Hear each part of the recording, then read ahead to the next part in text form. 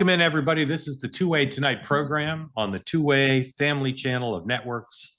Thank you for joining. A big announcement. We've been acquired by ESPN. No, we haven't.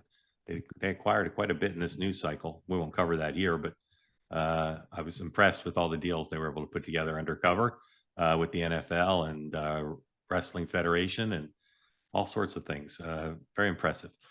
Thank you for joining. This is Two-Way Tonight, as I said, a program where you get to participate. And tonight, we're going to have Marc Caputo here, the extraordinary reporter for Axios.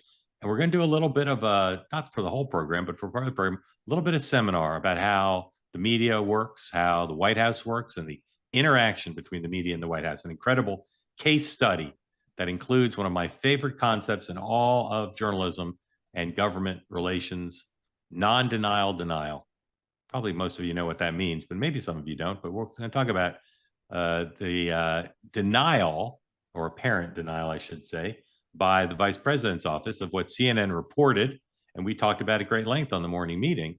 CNN said without any hedging that the vice president was going to host tonight at the Naval Observatory a dinner with the Attorney General, the White House Chief of Staff, the Deputy Attorney General, who's the one who interviewed Ms. Maxwell for 10 hours, and the FBI chief to plot strategy about how to deal with the Epstein matter. It seemed like an extraordinary scoop, and it seemed like an extraordinary story involving the vice president, whose involvement up until now in the Epstein matter has, at least public-facing, been de minimis. He's tweeted a little bit.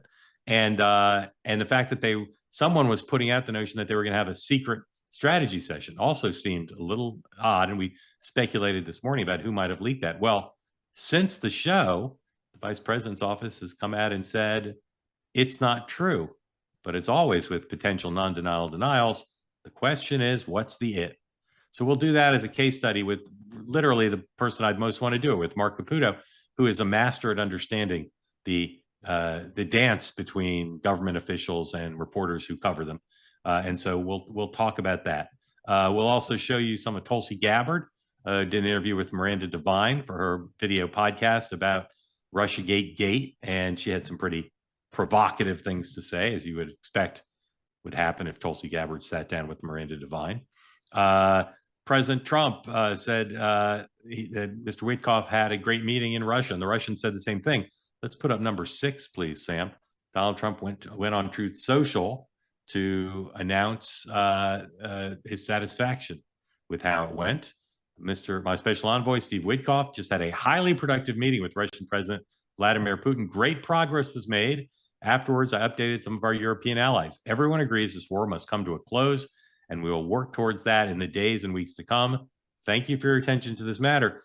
That's, again, always the tell. The president feels strongly that this post is true, but there are no specifics. And obviously, we've seen this movie before, but whatever caused the president to say that, perhaps this time will be for real, and Lucy will keep her finger on the football. The football will be sitting on the ground. The laces will be pointing towards the goalposts, and Charlie Brown, a.k.a. Donald J. Trump, will kick the football. And by the way, he's not a soccer-style kicker.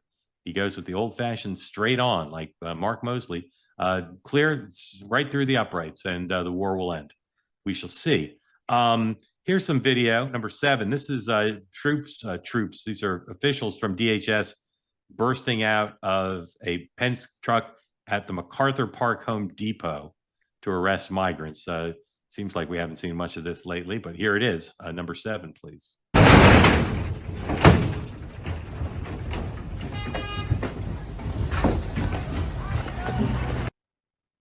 Now you wonder who shot that video.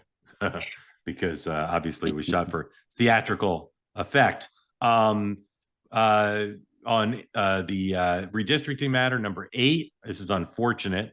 A Chicago hotel, which is the residence currently of some of the Democratic representatives from Texas who are on the lam in the land of Lincoln, received a bomb threat at St. Charles Hotel, and the hotel had to be evacuated. That's not great.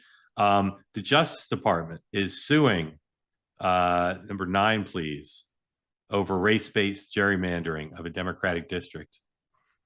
Today, the Voting Rights Act turns 60, but we're not just making history, we're enforcing the law.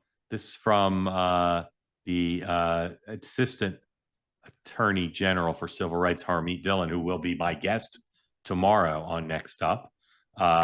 So they're very active there at the Justice Department. They're celebrating the Voting Rights Act rather than denouncing it, which might surprise some on the left and maybe will even bother some on the right.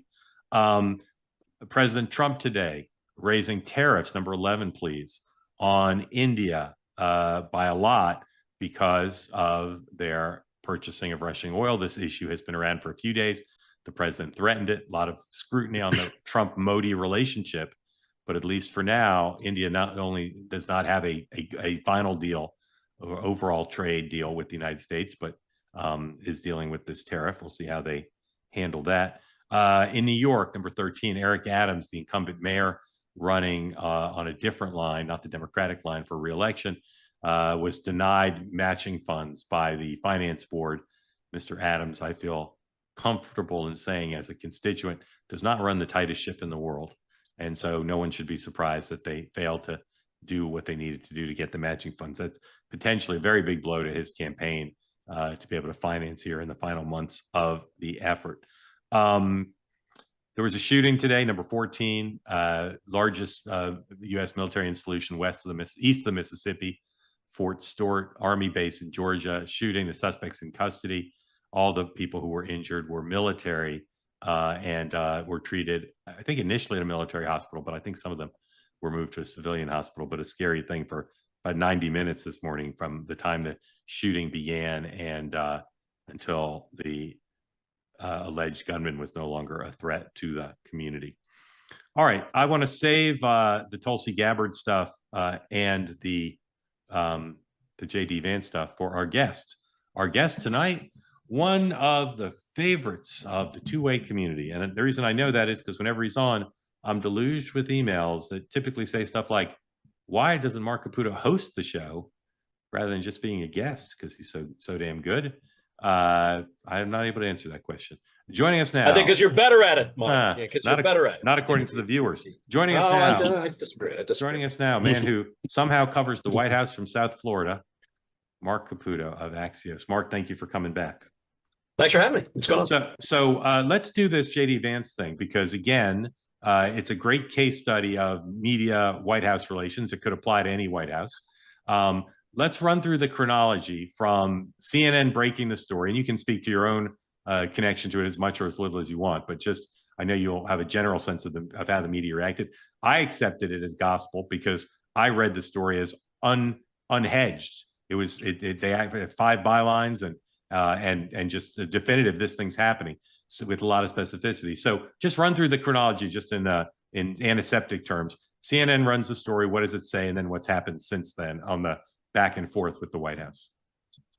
Yeah, CNN says that there was going to be this high-level meeting of at Vance's Naval Observatory House. Pam Bondi, Kash Patel, Todd Blanche, the Deputy Attorney General, Susie Wiles. So I saw it and I was like, wow, holy moly. And they're going to be meeting to discuss the Epstein case. And it said develop a strategy. And develop a strategy. And like that part kind of got me thinking, like, why would they do that there and then? But I don't know. Like you, I was like, must be true. I contacted 2 senior White House officials with reason to know, and they're like, it's not really the case. So I just begged off to try to figure out what the case was. And then as other media claimed to confirm this, then Vance's office issued a statement this morning saying it's all fake news and this isn't happening. The best I can tell is that there was a meeting that was going to happen, that it got canceled, I think, in part because of the press about it. And I just, Epstein was probably bound to come up because, I mean, Bondi is there, Kash Patel is there, Todd Blanche is there, who had interviewed Ghislaine Maxwell, 3 weeks ago. But by and large, I can't, there's that kind of quantum foam and that fog in Trump world where sometimes something looks so bright and clean and clear to one group of people at one point, but then doesn't quite pan out a little later. I think that's kind of what we're looking at. If you want to get in on the conversation, including and particularly on this matter, as we drill down here, please raise your hand if you're on the two-way platform. And if you're watching on X or YouTube, please don't put smack in the chat. By the way, Yeah. Mark, how's my sound? I don't have my AirPods because I let them Oh, run out of oh, juice, so I'm just using my laptop you're, sound. you're, Is it you're okay? like totally good. You're like Harry Belafonte. You sound great. Let's I'll croon for you then. Yeah, let's put up the statement from the vice president's office, and uh, you'll see. I'm going to make that a little bigger, Sam, if you would. There you go. The CNN story is pure fiction. Now, that's not the exact way they characterized it to both Mark and me. The CNN story is pure fiction. There was never a supposed meeting scheduled at the vice president's residence to discuss Epstein's strategy. And notice they capitalized the word strategy. So I will admit that when I saw the story, I should have leave the statement up, leave it up in full because we're going to chalk talk it. I should have been more aggressive about trying to confirm it. But again, I made the mistake, as a lot of reporters did, that CNN were so definitive about it and so specific about it, and there was no denial in the story. Now I don't know how hard they pushed. Now, Mark, let's break down a few things. One thing you said, which is true, which you'll share with the group because reporters won't often admit this about our colleagues, but often there's an exclusive, and all the editors and executive producers call the beat reporters from other organizations who didn't break it and say, hey, what's the deal with this? Can you match it? Can you extend it? And let's share the dirty secret. Sometimes our colleagues will say, oh yeah, I confirmed it, because they see how definitively. I didn't say this morning we confirmed it. I just said I assume it's true. Tell us about that bad habit of some of our colleagues. Well, it is a bad habit, and we've seen a few times where media organizations have gotten burned. I don't know if that's the case here, because I did get some mixed messaging when trying to kind of confirm this. Like I pretty much had it that there was going to be some sort of meeting right at the vice president's residence, where it was just tied up was like the purpose to discuss Epstein's strategy. And Right. as you just pointed out, that specific phrase to discuss Epstein's strategy, the purpose scheduled for this. Exactly. Kind of the thing. You know, one of the things I was always raised about in my history of having worked back in the day when they had something called newspapers was when in doubt, leave it out. And I think sometimes at some other organizations or perhaps other reporters might feel a need to have to match, even if they're not really comfortable with the sourcing. I wasn't really comfortable with the information I was getting, so we were just going to wait until we were comfortable. Yeah. So if it were true, it'd be an extraordinary thing. As I said at the beginning, Vance has not been, by any public understanding, the commander in chief of this. And getting all those folks over to his house, as Mark said, unusual to have it as his house. My impression when I read the story, even before the vice president's office put out this non-denial denial, was it was probably a meeting maybe more to discuss like putting everybody back on the same page, because there's been tension between the FBI and Pam Bondi. And maybe, it was more about how to go forward collectively rather than, let's sit down and figure out how we get out of this big mess, even though obviously those two things are closely linked. So again, you go back to the statement here, pure fiction. Now, I always say when I would bring a story to a source and say, I'm about to report A, B, and C, and they'd say, that's wrong. I'd say, tell me what's wrong, because A, B, or C. Yeah, exactly. Or A, B, and C, because pure fiction, it taken literally means the whole thing is wrong. Well, I don't think the whole thing's wrong, and we'll get to that in a minute. But also, pure fiction is it's like fake news. It's meant to rally the base. It's meant to get other news organizations to be concerned that maybe if they followed this story, they'd be wrong. Okay, there was never a supposed meeting. I don't know what supposed meeting is. And then again, as we both suggested, scheduled the vice president to discuss Epstein's strategy. That to me is a non-denial denial. I mean, the more basic question I would ask initially is, was or is the vice president hosting Susie Wiles and the folks from Justice and the FBI at the residence tonight? Leave out topic. And Mark, do we know the answer to that? I'm pretty sure that there was a plan. Yeah. Although invites had not gone out for everyone to get together. And what you just said a second ago might crack the code. That it's just sort of a gathering, like kind of an icebreaker and get everyone together. That's kind of a very sort of Susie Wiles sort of thing. Exactly. Like you know what? Like, let's put aside the day's work. Let's all gather and feast and drink. Like Susie has had and has spoken about one of the things she enjoys in DC and has enjoyed was these dinners she has had with former chiefs of staff from prior White Houses, including the Biden White House. And so she's availed herself of that sort of walk tradition. So that kind of fits within there, and also fits her general kind of demeanor, because she's a team builder and a good sort of manager. So I could see that based on what you said, that kind of had a light go off in my head. And just to be clear, if this group wants to have dinner, they can't go to Germain's or, Olive Tree. They can't go to McDonald's. They can't. It's just not practical for this group to go to a restaurant. Now, I suspect if they really wanted to, they could get a private room. They could send a bunch of Secret Service and marshals and everything else, but they don't want to do that. And the vice president's house is a very good place. It's big. It's totally secure. It's totally private. You just motorcade up there. You go through the gate. They close the gate behind you. Spacious. And my guess is, and this is just pure supposition, because that's partly what we're doing here, they don't really want the president at a strategy meeting on this topic, right? They want to keep him a little bit arm's distance, because he has repeatedly said over the last few weeks, oh, I don't know anything about this. I only know what I read in the papers. I learn about this when you learn about it. But the vice president is as good a proxy as exists for the president, and is a very good problem solver, and is on good terms with everybody. So if they wanted to have a meeting to either clear the air or to talk strategy, or both, that would be a sensible place to do it. So some people have said, well, what the hell are they doing up there? That's super suspicious. I think just the opposite. I don't know where else they could have dinner. And then the other thing is, CNN, as far as I can tell, as of the last I checked, right before the show started, they're not backing off. They're not backing off. Now, Mark, this is another thing that you and I both run into in our careers. I'll give you an example from last year. When I broke the story of Joe Biden's getting out of the race, I said he's not endorsing Kamala Harris, because the day I wrote that, on Thursday, ahead of the Sunday announcements, he wasn't planning to endorse her. And so people say to me, oh, you were wrong. Some of your scoop was right, but you were wrong about that. Well, I wasn't wrong when I reported it. When I reported he wasn't planning to endorse, and I could tell you, if you want to hear, why he changed his mind between Thursday and Sunday. But people say, you're wrong. Sometimes our sources are wrong, and sometimes our sources are right at the time, but then circumstances change. In this case, it's possible that CNN's story was correct at the time they reported it.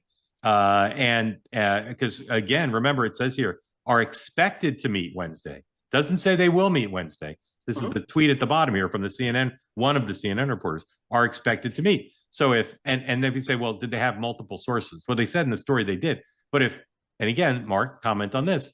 People say you always need two sources. Well, depends on the story, depends on the sources. If Susie Wiles picked up the phone and called the CNN booth and said, hey, the plan is for me and JD to host Pam Bondi and Kash Patel and Todd Blanche over at JD's house tonight. I'm giving you that on background, but it's absolutely solid.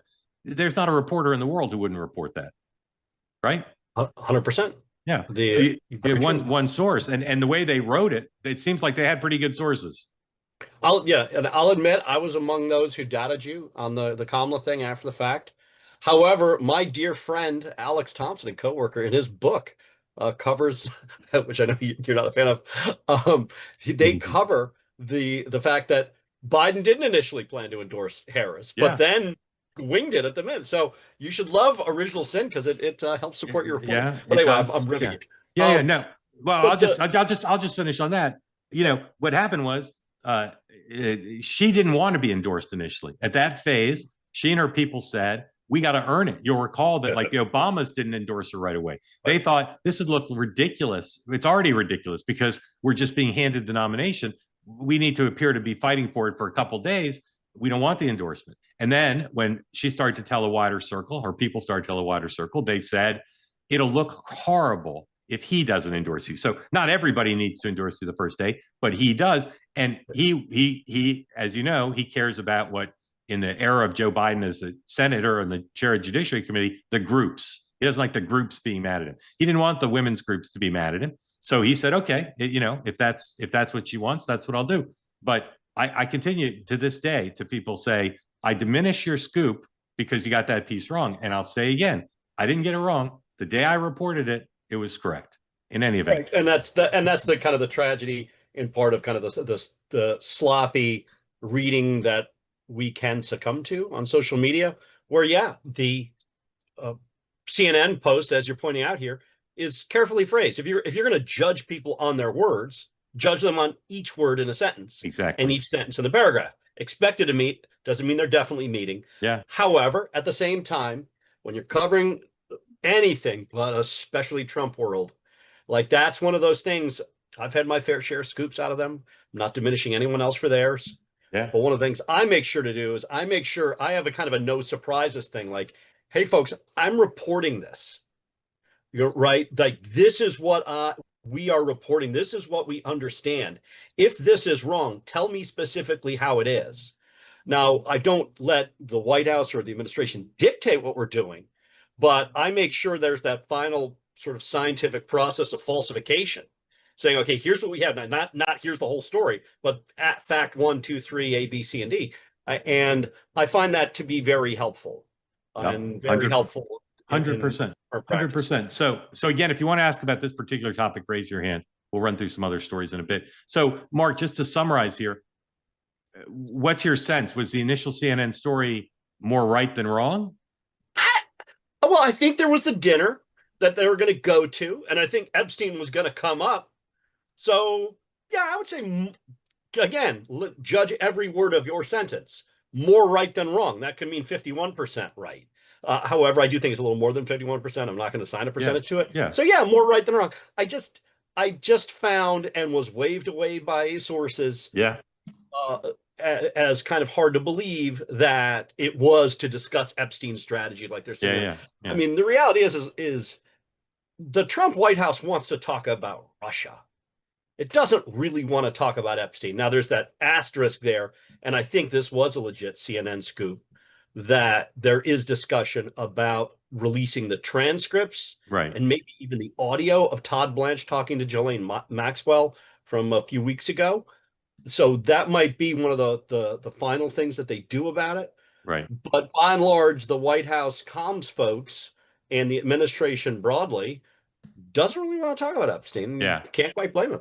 Right. A couple breaking things on Russia, which I'll mention in a second. But on that point, part of the maybe sleight of hand of the CNN story, although I don't blame them, it's more in the reading. They mentioned in the story, well, they have this pending decision. They're going to put the Blanche audio out, the Blanche transcript.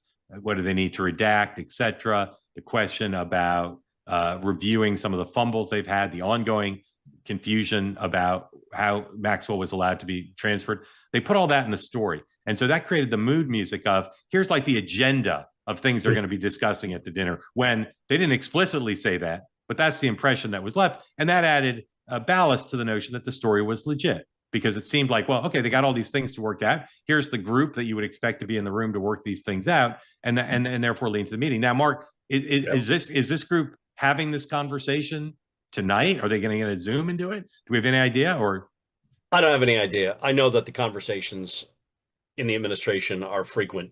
So exactly how that's happening, I'm not sure. To use your metaphor of ballast, one of the problems of having too much ballast in heavy seas is that you can sink. Exactly. Well said. All right. Just real quick, New York Times reporting, President told European leaders he intends to hold a bilateral meeting with Putin, and then shortly after a trilateral with Zelensky. So that would, if the reporting's correct, suggest why the president was so optimistic, because a bilateral, now I don't know if that's in person, I assume it is, that'd be a big deal. And then CNN reporting, the same reporter who wrote about this alleged meeting, the White House says Trump is open to meeting with Putin and Zelensky. As the New York Times reports, he told European leaders. Caroline Levitt said the Russians expressed their desire to meet with Trump. So a Putin-Zelensky or a Putin-Trump face-to-face would be a BFD. Mark? Oh, would. Earlier in the week, what is today, Wednesday, when I was talking to some officials who had reason to know about this, they had a certain amount of optimism. I'm not sure if it was misplaced, that Putin is feeling the stagnation of the war, the quagmire of it, and that there would be possibly an opportunity for Trump to be able to help Putin save face by kind of stepping in and kind of mediating this.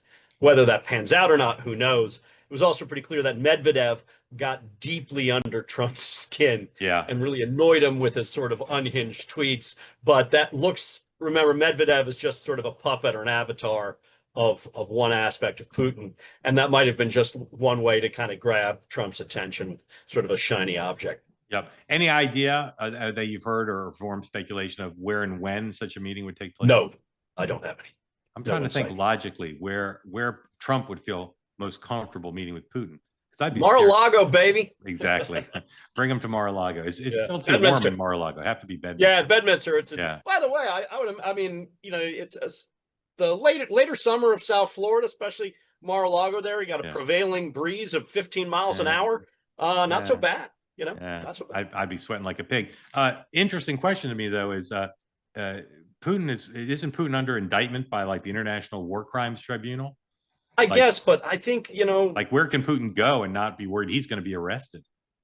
I mean, Putin can definitely go to the United States if Donald Trump says he can come to the United States. I don't. I mean, think about it. The Netanyahu has come here a few times, and he's under indictment from another international criminal court. But that's different. I mean, if I were Putin, I wouldn't come here. We could just snatch him. We could send him to this. We could send him to minimum security prison where Max. Send him to Alligator Alcatraz. Or to Alligator Alcatraz. Or yeah, I would find I would find that difficult to believe, but I understand what you're saying. So I don't know. Who knows? Maybe they'll meet in Malta or or North Korea. North Korea, or Odessa. Where did Stalin? Why am I forgetting? In Crimea, where do they meet?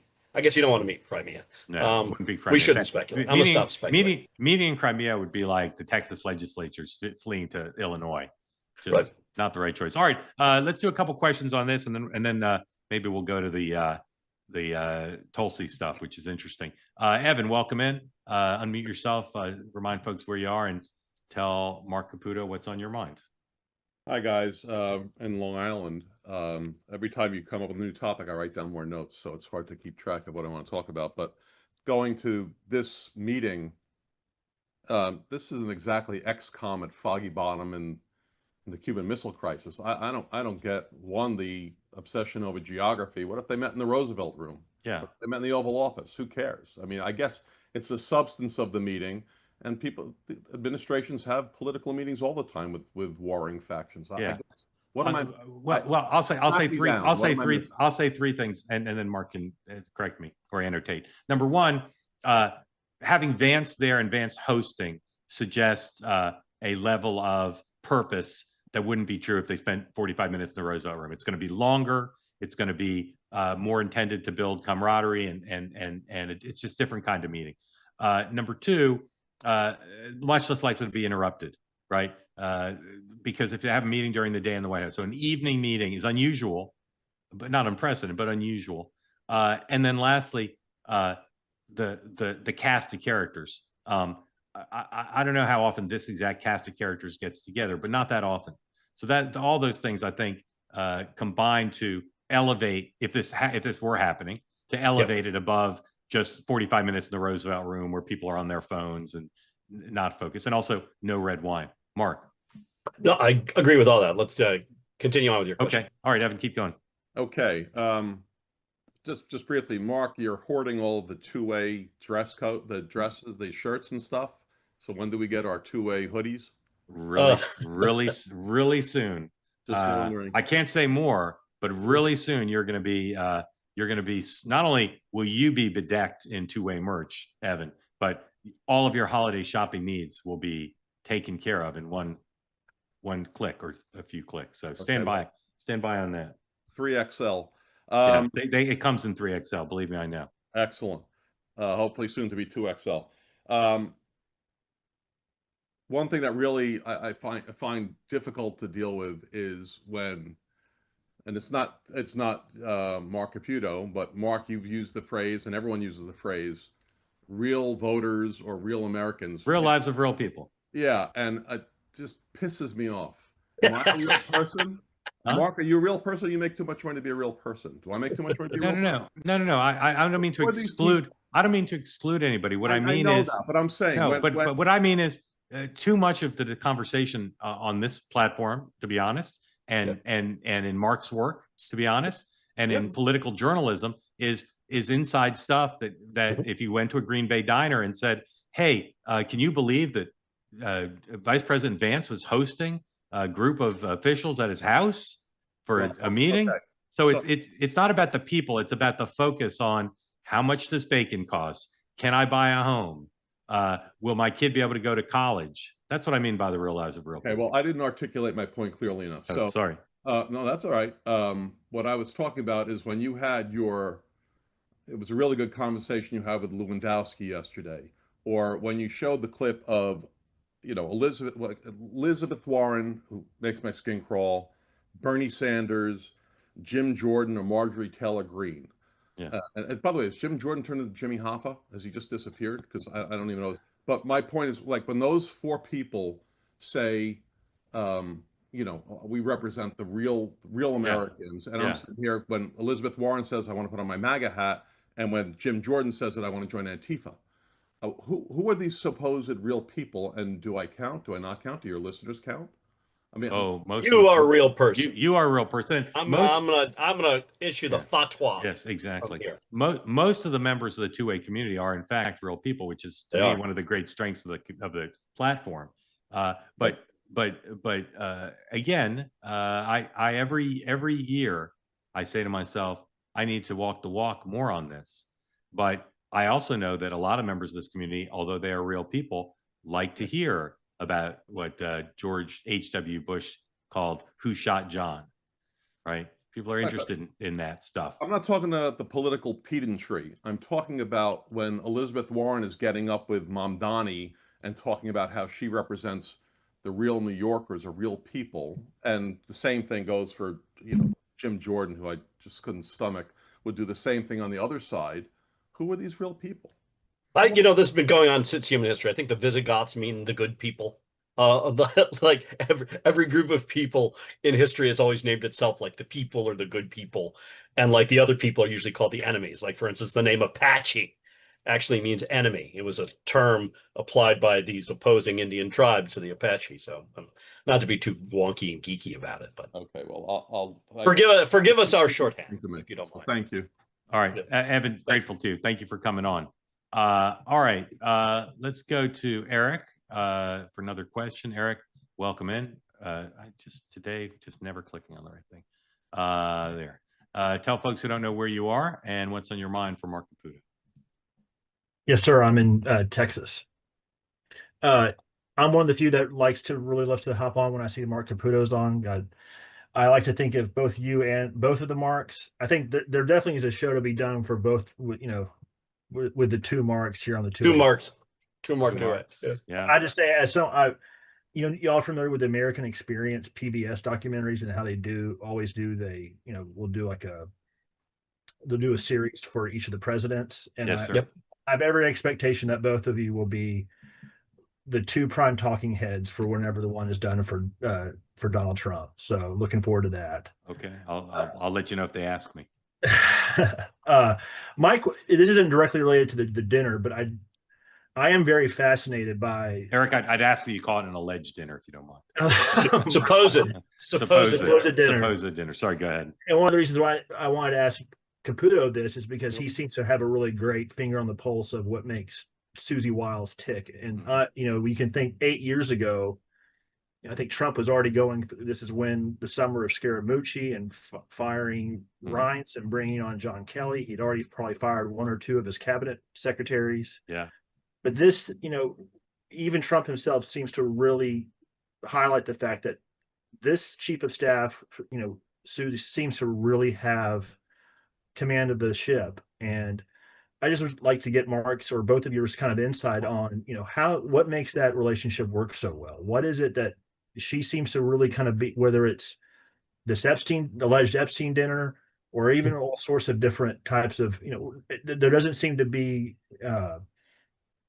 a portfolio that she's not a key figure in. And this seems to be one of the few of relationships that really seems to kind of keep things humming.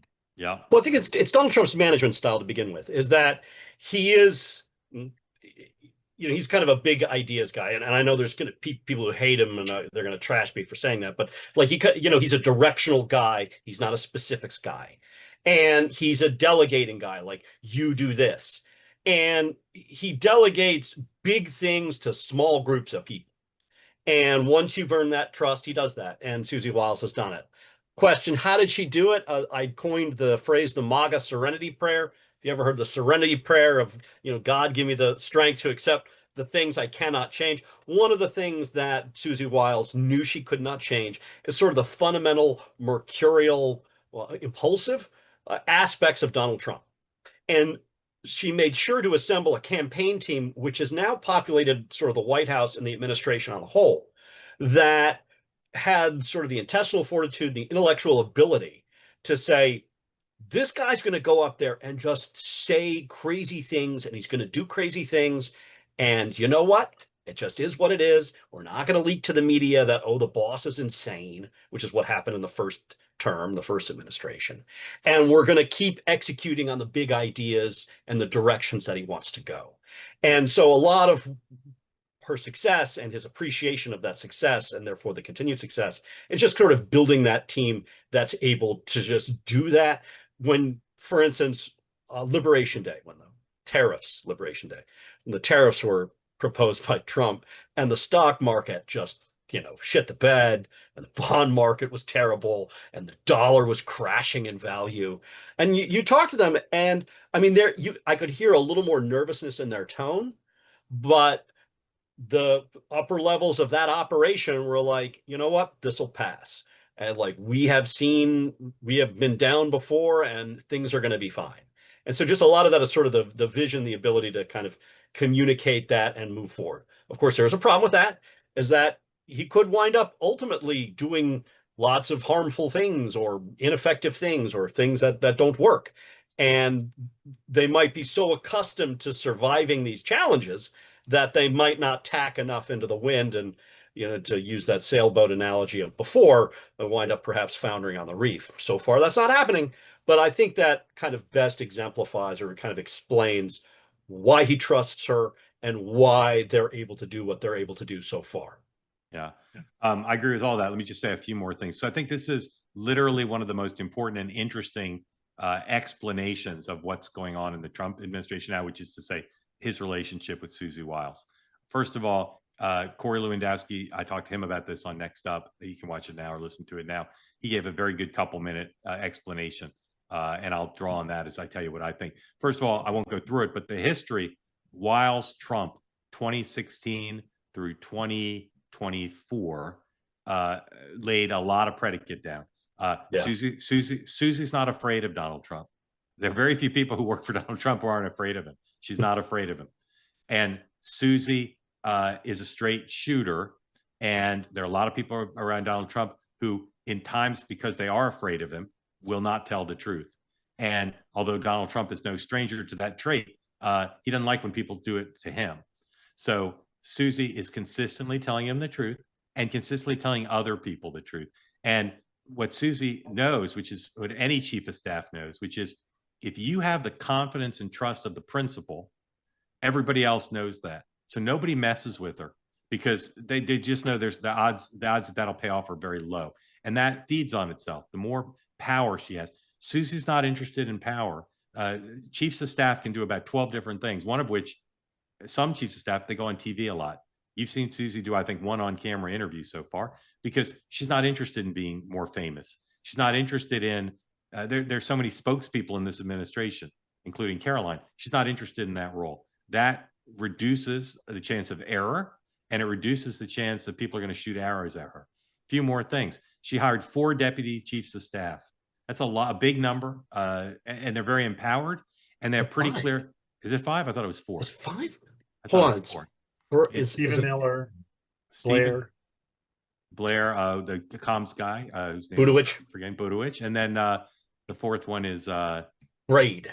Right, and I think that's yeah. it. Okay, 4. Okay. Yeah, I don't think there's another. Okay, I'm sorry. That's right. Those 4 guys are very empowered, and they're very organized.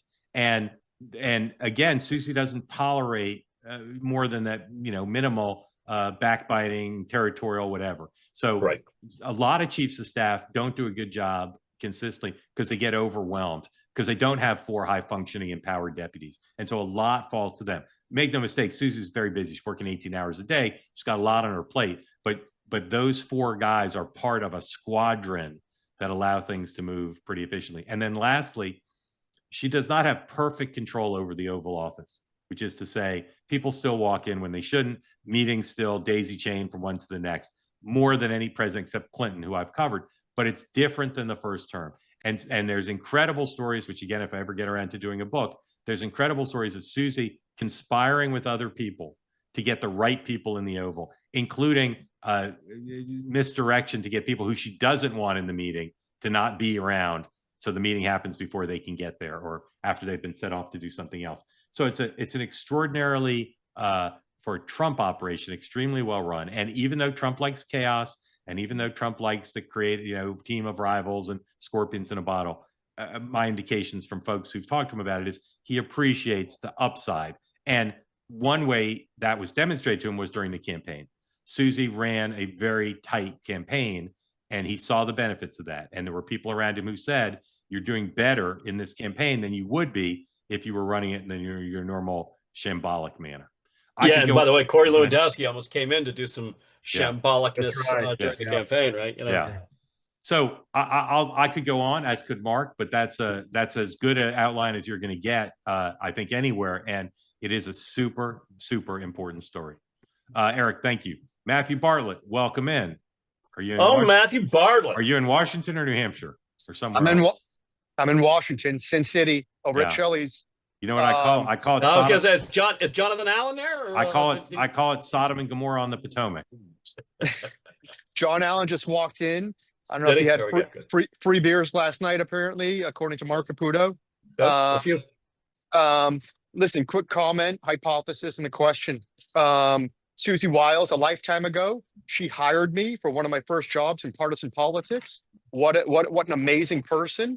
I think it's been said she's chief of staff with an emphasis on staff, as said, has complemented the former Biden staff. And then her only, Mark, as you said, interviews, she even, said wonderful things about DeSantis, who there was personal animosity, said it's all in the rearview mirror. So when it comes to the story, the CNN story, it looks as if Vance is denying it.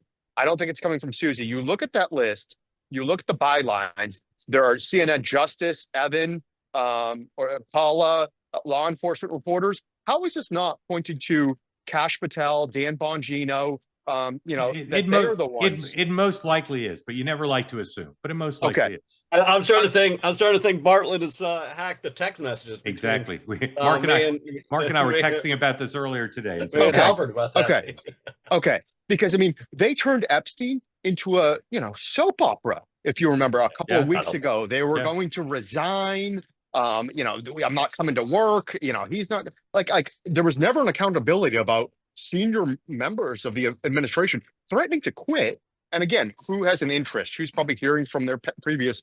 To me, it just reeks of these guys are amateurs when it comes to media. Why would you leak this? The White House doesn't want to talk about an Epstein strategy. They want to talk about, persecuting Barack Obama, Hillary Clinton, whatever it is. So I just think this reeks. I'm gonna stupidly speculate. I don't think it would be Kash Patel or Bongino. I think it would be a critic of the administration burrowed within the more law enforcement side of the administration. That would be my guess. Okay, I agree. And then my question is, we've talked about the grand jury, right? How rare that would be for a grand jury to release testimony or transcripts. Just doesn't happen, right? Pound sand. We don't do that in America. Yeah. Now they're talking about releasing Todd Blanche's interview with Ghislaine. Craziest thing ever. That was nothing like that has ever been released in American history. I don't think. I don't think there's ever been a case where a deputy attorney general has gone to a prison. Yeah, it's been 10 hours interviewing a convicted felon. Who's the former personal lawyer of the president? And I'm not an attorney, but she was granted, temporary immunity. So Queen for a day. Yeah. Okay. Yeah, queen for a day. We're not going to prosecute you. Yeah. Tell us what you want, but we're going to release all the transcripts. This to me just doesn't jive. It seems fictitious at best. It's all very unorthodox, to say the least. And let's be clear. I think I can say this without fear of contradiction. The process of deciding what to release is not about a true search for transparency and accountability. It's about trying to kill the story, right? So they're not going to put something else that's going to make Donald Trump's life worse. They're only going to put out stuff that's going to make Donald Trump's life better. It's curious to imagine how he conducted himself during 10 hours. Like when I think about it, I imagine it's like a David Mamet play. Like they're sitting there, like who else is in the room? Like, is it like, what are the questions? You know, they said her lawyer said she was asked about 100 people. Like, what were the questions? Can you tell me anything about Bill Clinton that we don't already know? Like, I have no idea what happened during the 10 hours, but I do know that, again, they're not in the transparency business. They're not in the let the chips fall where they may business. They're in the how do we get Charlie Kirk and Tucker to stop talking about this business, right? And how do we get House members to get out of the we need more disclosure business? So does that release of that thing do that? I don't know. But I also don't know, as you suggested, how does Maxwell feel about it? Mark? I don't know how Maxwell feels about it, but what I do know in my now increased reading about this and my knowledge of the case at the time was there was, except for one person who accused Trump in this case and then withdrew her accusation, there has been no real evidence that Trump was participating in any illegal activity with Epstein. And no one less than Virginia Giuffre, the woman who was sexually abused with by Epstein and whose civil lawsuit against Maxwell was a major force in disclosing or disseminating a lot of information. I say with no disrespect to her or the other alleged victims, allegedly, because she's got extraordinary credibility issues. So I don't know that citing her as a definitive source on who did what or who didn't do what is very meaningful. But she's nevertheless been the one who's been most in the public eye, or was. She has committed suicide. She has, but that doesn't mean that her account's true. Fair. Nevertheless, when she had accused Prince Andrew of sexual assault and Epstein and Maxwell, but when asked about Trump, she said she didn't have any evidence that he was engaged in that. So the evidence we've seen so far does not implicate, and so far, and evidence that we've seen, Trump in doing this stuff. So my best guess is that if the evidence we see is a window into the evidence we don't see, and just applying a little bit of common sense, if Trump's administration wants to release the transcripts with Maxwell, she probably said things that a reasonable person would say were exculpatory for Donald Trump. And so that I think is okay. But let me say this, and I've said a version of this before, and you both will correct me if I'm wrong. There's two kinds of behavior, and I think the line's pretty bright. There's bad, immoral, tomcattery, poor behavior, and then there's illegal behavior, particularly in this case, alleged illegal sexual assault and activity with minors.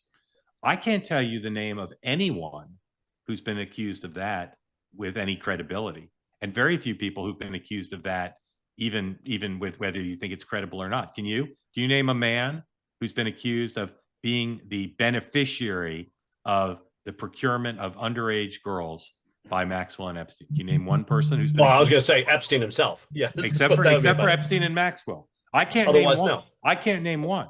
And so, correct. And so, I think although many people who are avid pushers of this story and feel strongly about it say it's about a child sex abuse ring, I don't know a single person besides the two main convicted people who have been accused of that.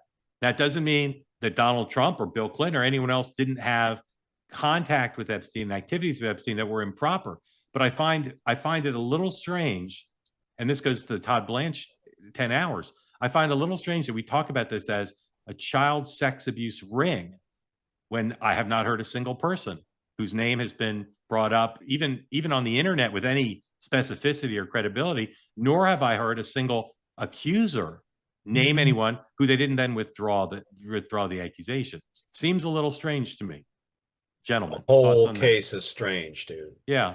But that point in particular, is it if it's a child sex abuse ring, doesn't that mean that there should be people accused of child sexual abuse? Very possibly. There's also possible that there are NDAs. It's also very possible that what is exculpatory, what is exonerating, is also very embarrassing. And that could be, maybe the root of all of or much of this. Very unclear. It just seems as if a lot of what the administration continues to float out there, I don't see if they ever make it real how this doesn't compound, the enigma wrapped in, what did you call, enigma wrapped in a riddle, wrapped in some bacon and scallop. I never read the chat, but I glanced at it. Prince Andrew, yes, I believe he was accused of sexual contact with minor. I believe he was. He's the exception, and he's the only one I know. The only one I know of is an individual who paid a lot of money.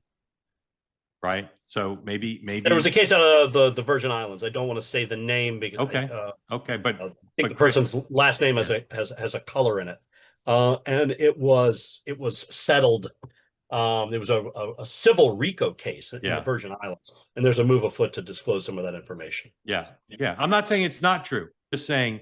I understand. It's just the evidence that we have. Yeah, the evidence that we have. Margaret, welcome in. Please tell folks who don't know where you are. Thank you for being part of Two-Way, and what's on your mind for Matthew and Mark. Thanks for allowing me in. It's great to be with you. I'm here in Southern Nevada. Can you hear me okay? Yes, ma'am. Hear you great.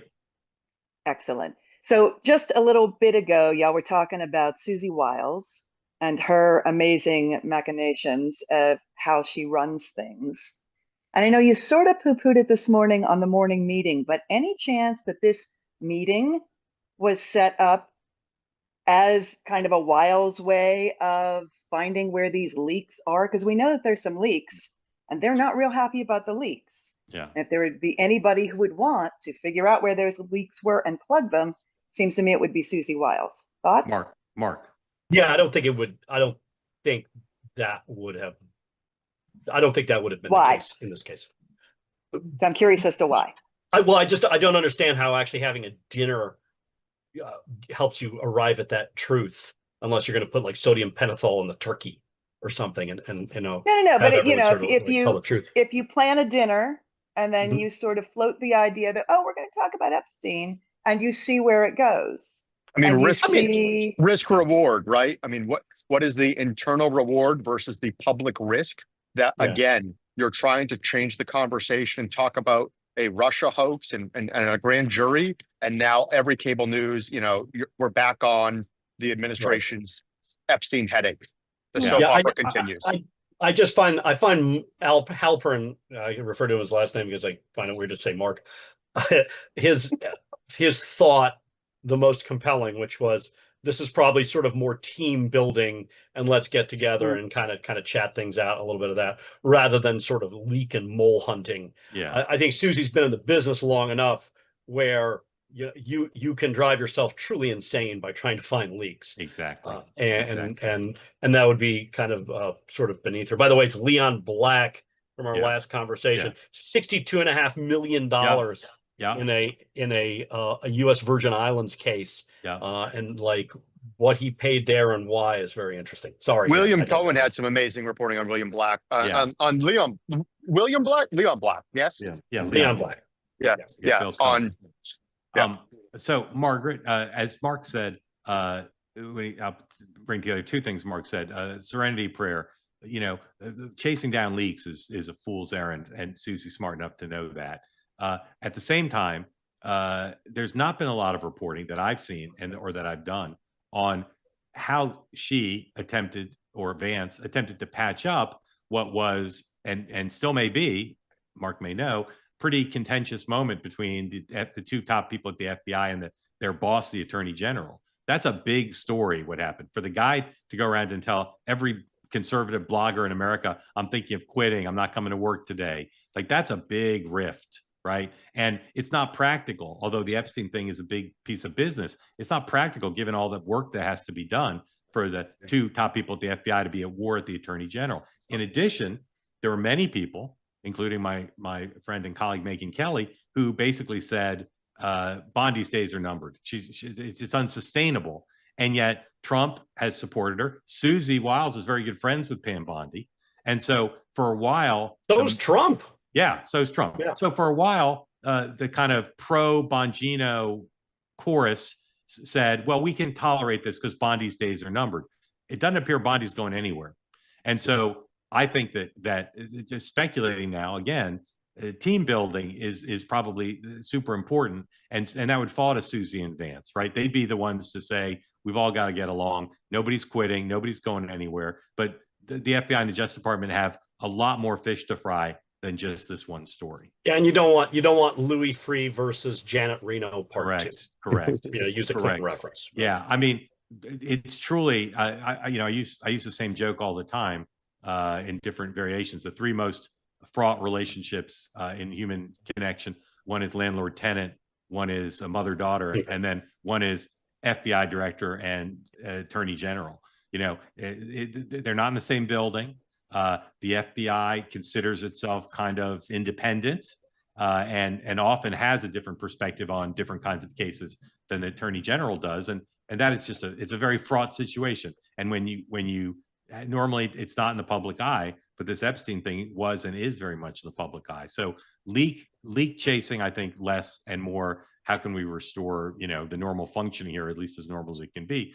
If I were Pam Bondi, I'd be concerned, because the FBI can do a lot to undermine an attorney general, a lot, if that's their state of mind. Margaret, thank you for the question. Thank you for being part of Two-Way. Mark, just as we close, and Matthew also, where do you think we're headed with our case study here? Which is to say, will CNN address I don't know if they have or not, but do you think tomorrow people will be reporting on this, or it's not happening and therefore, it disappears as if it never happened? I think it's an easy out. They can say it was going to happen and it got canceled because of our fantastic reporting.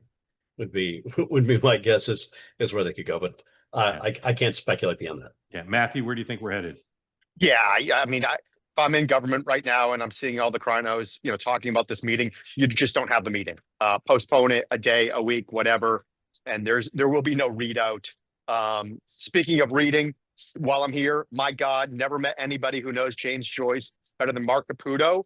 And if you want to talk about text messages today in DC, Mark Halperin's fictitious Kamala Harris book is lighting up everybody's phone. Everyone I know is talking about it. So kudos to you both. All right. Well, thank you. I published chapter 2 today of my parody of the. It's the Ulysses of. So I'm not sure what I'm going to do with the subsequent chapters. Still trying to figure out if there's another format. But if you want to read chapter 2, thank you for your kind words, Matthew. It's up there. Interesting, again, just to close the narrative on the CNN thing, this tragic shooting in Georgia has allowed CNN, because they've covered it for much of the day, it's allowed them to not have to really confront, at least on the air, the question of having their big scoop denied by the White House. I haven't had time to check whether they've updated their story. I assume they've updated their story with the denial from the vice president's office. And of course, it'll be incumbent upon them, if they want to do the right thing. If it doesn't happen, they can say it was going to happen and we ruined the dinner by publishing the story. We'll see what they do about that. Having had a number of my scoops stolen and repurposed by CNN without credit, I don't feel too bad for that. I understand. I can understand your perspective. I shed no tears myself. Tonight, there is no Bridget. She's on hiatus. So your next Two-Way would be tomorrow morning, 9 a.m. Eastern time, the morning meeting. If you're bereft and need more of my content, as Mark said, you can, or as Matthew said, rather, you can go read chapter 2 of what I call 107 Ways. That's my parody title, 107 Ways, on Twitter.